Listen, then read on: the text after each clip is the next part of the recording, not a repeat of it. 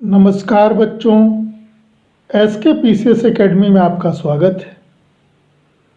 आज हम लोग साइंस के कुछ महत्वपूर्ण प्रश्नों को फिर से समझेंगे। तो चलें शुरू करते हैं।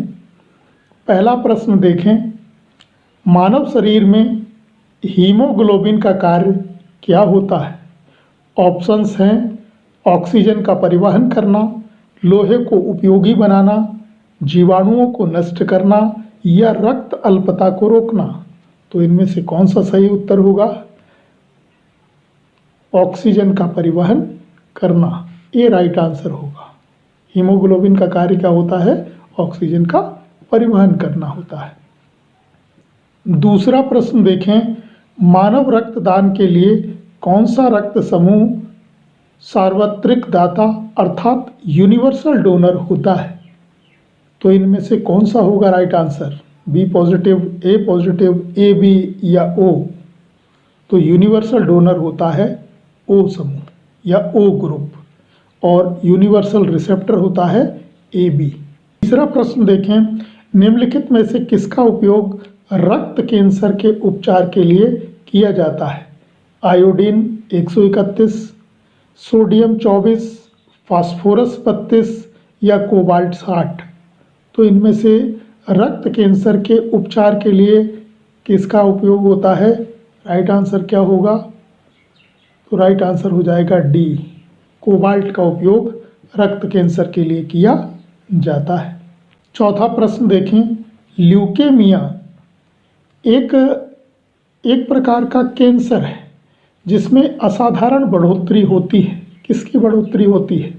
ऑप्शंस है प्लेटलेट की संख्या में, या अस्थि कोशिकाओं की संख्या में, लाल रक्त कोशिकाओं में, या फिर श्वेत रक्त कोशिकाओं की संख्या में वृद्धि होती है। तो इसमें से कौन सा राइट आंसर होगा? राइट आंसर होगा श्वेत रक्त कोशिकाओं में, यानी WBC में। किस में होती है? WBC में जो है असाधारण बढ़ोतरी हो जाती है। WBC के बारे में आप इतना और ध्यान रखेंगे कि इसका जीवन काल 1 से लेकर 4 दिन के बीच होता है। और WBC का निर्माण किस में होता है? तो WBC का निर्माण प्लीहा में होता है। प्लीहा मतलब स्प्लीन, या इसी को कहते हैं तिल्ली, उसमें जो है WBC का निर्माण होता है। प्रतिरक्षा करती हैं शरीर की। WBC क्या करती हैं? शरीर की प्रतिरक्षा करती हैं। और RBC के विषय में इतना ध्यान रखेंगे, RBC अर्थात रेड ब्लड कर्पल्स, इनका निर्माण जो होता है वो अस्थि मज्जा में होता है। अस्थि मज्जा में होता है। और RBC का जो नष्ट होती हैं RBC, वो होती हैं प्लीहा में। तो RBC नष्ट होती हैं प्लीहा में और बनती हैं अस्थि मज्जा में। और RBC का जीवन काल कितना होता है? तो 120 दिन का होता है, जबकि WBC का कार्यकाल कितना होता है? 1 से लेकर 4 दिन तक होता है। पांचवा प्रश्न देखें, विटामिन ई का महत्वपूर्ण स्रोत निम्न में से कौन सा है? नारियल का तेल, ताड़ का तेल, राई या सरसों का तेल, अंकुरित गेहूं का तेल? तो इसमें राइट आंसर क्या होगा?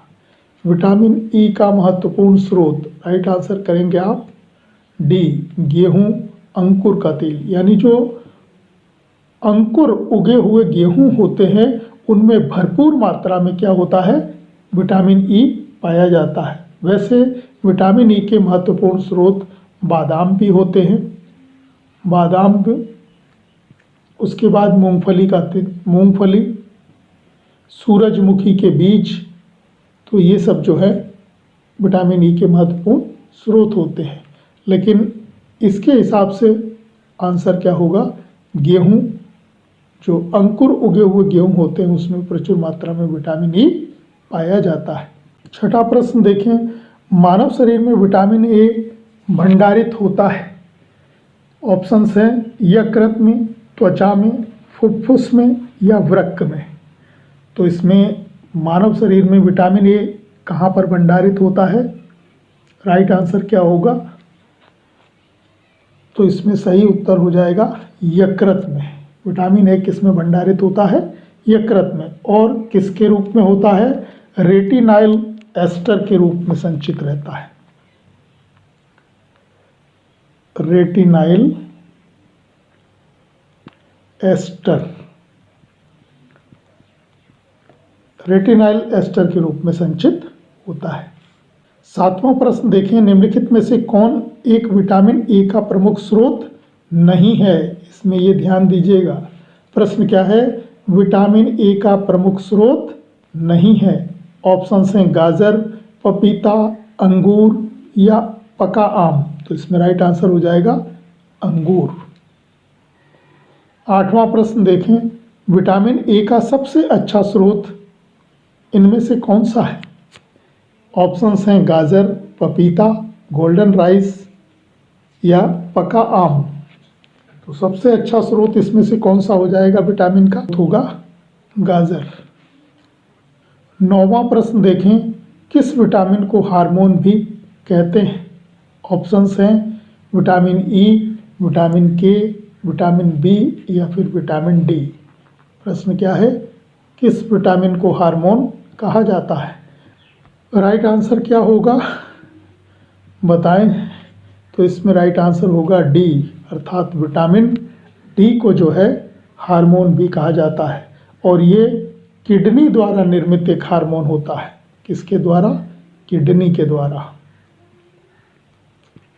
किडनी द्वारा निर्मित एक हार्मोन है। तो विटामिन कौन सा जो हार्मोन कहलाता है? राइट आंसर विटामिन डी हो जाएगा। 10वां प्रश्न देखें, मानव शरीर में संक्रमण को रोकने के लिए कौन सा विटामिन सहायक है? मानव शरीर में संक्रमण रोकने के लिए कौन सा विटामिन सहायक है? ऑप्शन क्या है? ई, के, ए, डी। इनमें से कौन सा विटामिन है जो मानव शरीर में संक्रमण को रोकने के लिए सहायक होता है?